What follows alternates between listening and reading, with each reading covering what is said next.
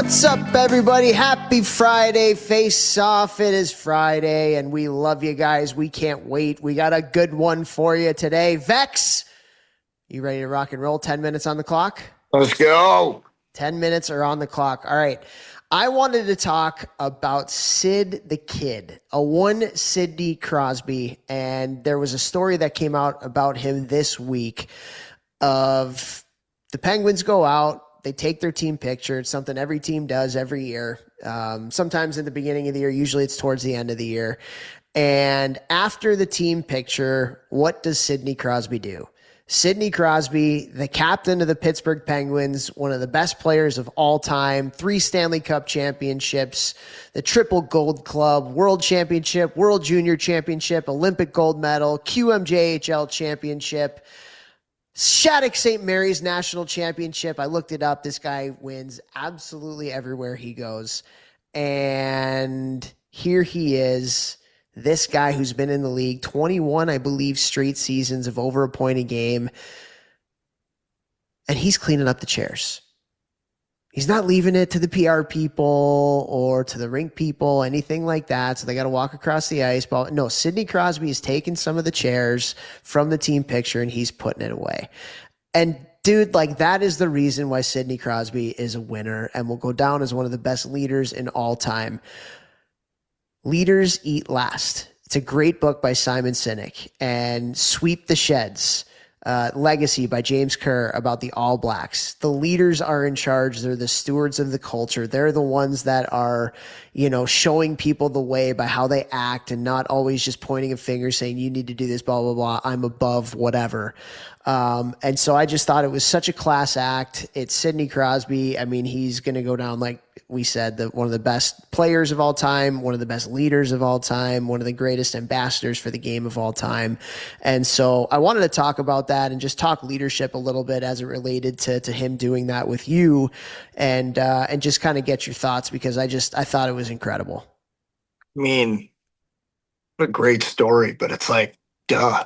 It's not an accident. It's like how you do anything is how you'll do everything. I mean, it's so freaking apparent. It's so, you know what? I had this guy text me who I've worked with online and in person a bit. He's trying to make a pro golf tour, and before getting into golf, I don't think he really did sports when he was younger growing up. And he just happens to be pretty good at golf. So, like, teaching him all the little details of training and how to get 1% more out of every exercise.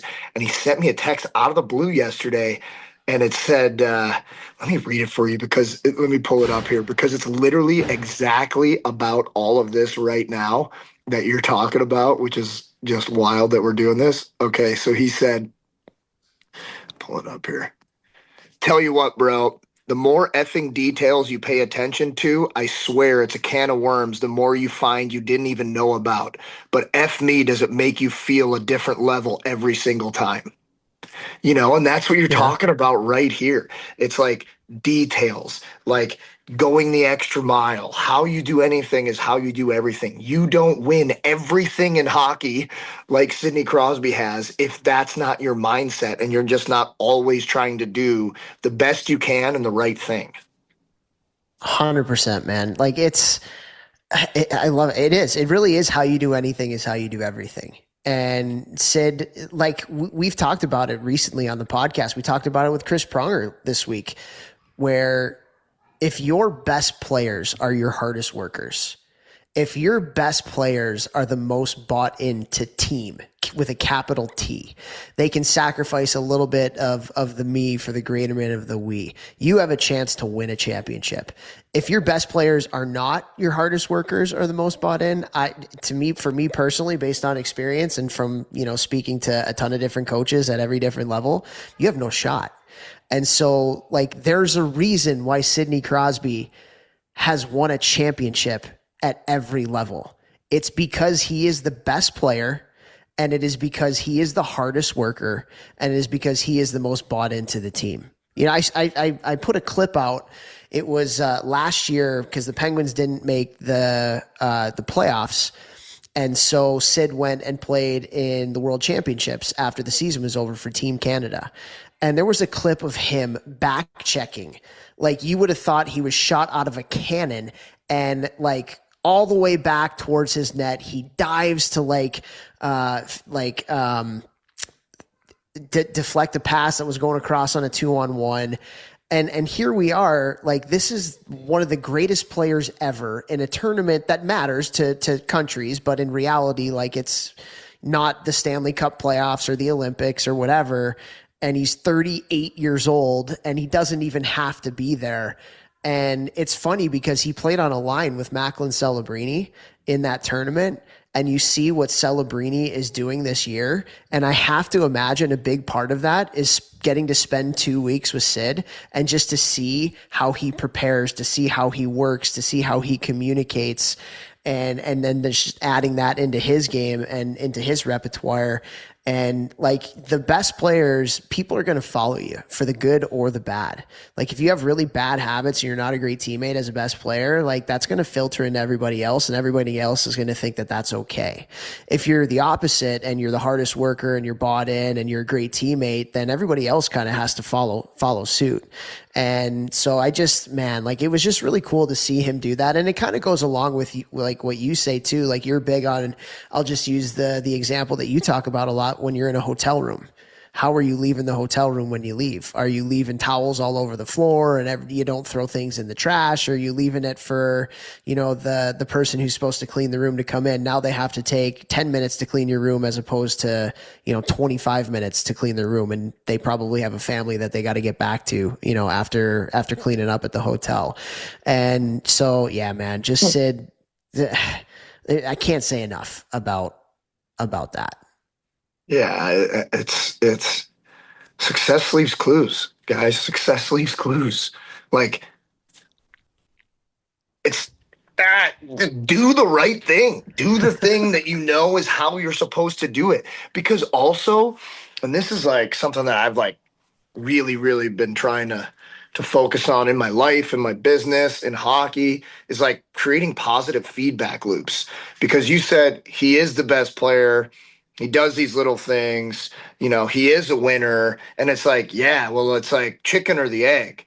It's like, which one caused which? And the more you do and you live this way, they all wind up keeping you in a positive feedback loop. You are the hardest worker with the best details. You care about the little things. How you do anything is how you do everything. You have confidence in your life and in hockey, which allows you to be the best player, which allows you to, and it's like you're in this constant positive feedback loop. Like, and that's where you want to be in. And guys, the opposite is also true. Whether you know it or not, your subconscious is taking notes. If you see guys picking up pucks and you're like, in your head, you're probably like, I should probably be doing that. And some guys just get off the ice. But deep down, they know they're not doing the right, I'm not being the best teammate I can. Well, that leads into something else. Or you cheat on a test in school. You don't back check hard. You do the move the arms, but not the legs thing. You fake it. That's killing your confidence, which then kills your ability to play your best. And now you're in a negative feedback loop. So like living the way that Crosby does and just trying to do your best. It doesn't mean you're always going to win.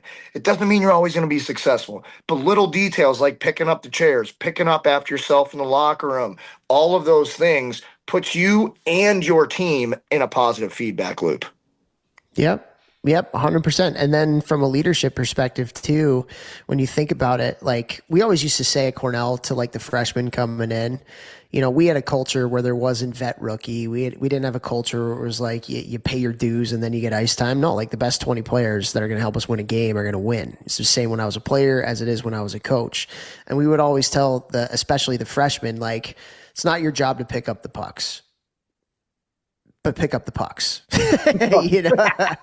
You earn trust through your teammates. So the seniors were going to pick up the pucks too. The seniors were going to load the bus too. The seniors weren't going to be the first to eat at dinner. No, you know what we did? We did a Thursday competition and the team that won got to eat dinner first on a Thursday night pre-game. So the whole hierarchy of like vet, rookie, senior to freshman, like there should be none, but there should be, if that makes any sense. So Not true. like officially, but I like know what you're saying. like Yeah. the younger Like a players got to respect earn thing. the trust of the older players, and the older Yeah. players got to earn the trust of the younger players by doing those same things too. And like every team that I've been on, like I've been on some teams that have had vet rookie type stuff that have done all right, but for the most part, the best teams that I've been on did not have that like divide. You know, It there wasn't wasn't. like the talking down like the older Yeah. guys. Like, yeah, those teams are nerds. Yeah, yeah. And I think this is where again Crosby is a winner. He's a winner. And so he sets the tone. Like he's not going to tell a rookie to do something that he's not willing to do himself. And that is a true leader. You are a servant leader. When you are a leader who makes life easier for the people that you're leading and setting an example that they need to abide by to hopefully be as successful as you are or reach their potential as much as you are as one of the better players or the best player, you know, like that sets the tone for culture. It's unbelievable. So time is up, but I wanted to talk about it because I've seen it in like teams that I've coached and teams that I've been on. And just, man, servant leadership is where it's at. Sidney Crosby is the best at it. And there's a reason why the best are the best. And there's a reason why he's been a winner everywhere he's gone. So time's up, guys. Share the show. Love you. Have a great weekend.